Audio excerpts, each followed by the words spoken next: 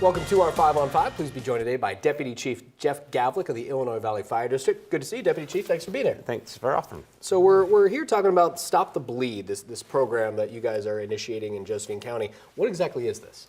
So it's a campaign to try to have basically kits inside of classrooms and schools in public places, so that when tragic events happen, such as active shooters or things of that nature, and there's mass amounts of injuries due to that type of situation, that individuals within that facility will have the means and capability to try to stop the bleeding, significant bleeding, and try to save lives. Okay, and is it correct to say you guys are focusing on schools or starting in schools with this? Clearly schools is part of this.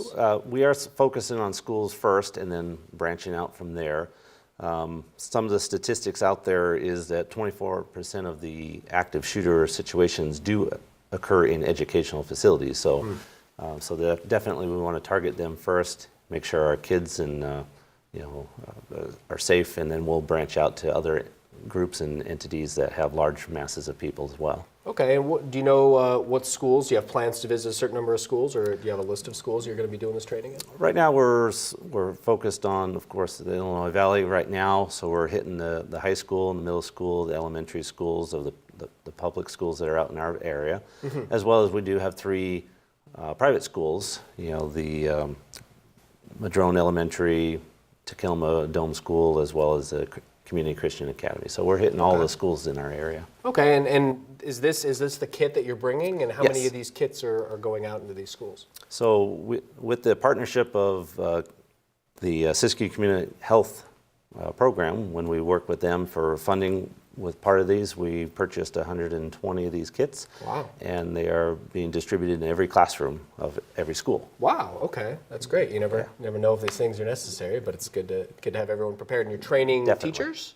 Yes, yeah. Okay. So the staff and the teachers of the various schools, were instructing them on how to use the kit, what to look for, the techniques for controlling bleeding, so that there's an adult, someone that's capable of trying to take action should an unfortunate situation occur. Yeah, certainly don't want this stuff to be even used, but it's good to have the training, good to have these in place. Very good. All right, we're going to take a quick commercial break. We'll have much more in just a moment. Stay with us.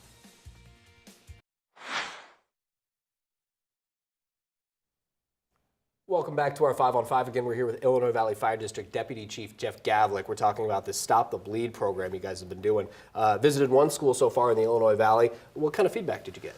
The feedback's been very positive. It's one of the private schools that we visited first. They were scheduled in first, and they're very appreciative of the training. They know that out in the valley, they're very likelihood they're kind of on their own for a little bit, depending on how busy the valley is, where law enforcement's currently at, and so time is critical, and so they were actually very appreciative of the training to be able to initiate and take action to try to save a child's life or one of their own if they need to. Sure, yeah, and you talked before about some plans to visit some other schools. What about expanding beyond the Illinois Valley and into Grants Pass or other counties in Oregon? Yeah, Josephine County as a whole is working with the Asante Foundation and all the emergency responders.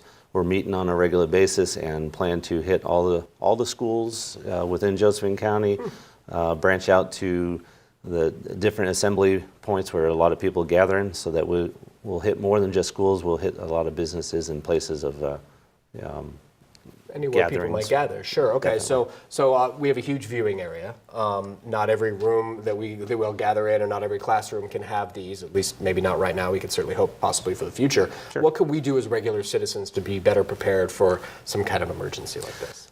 So individuals can go to a website called bleedandcontrol.org, and they have some information and helpful tips up on there as to how you can control bleeding. If you don't happen to have one of these kits, there are other measures out there, just using everyday average supplies and materials available, that you can still take action and still protect and try to help people. Excellent. Great to see you. Thanks for being here today. Thanks for having me. My pleasure. Stay with us. We'll be right back.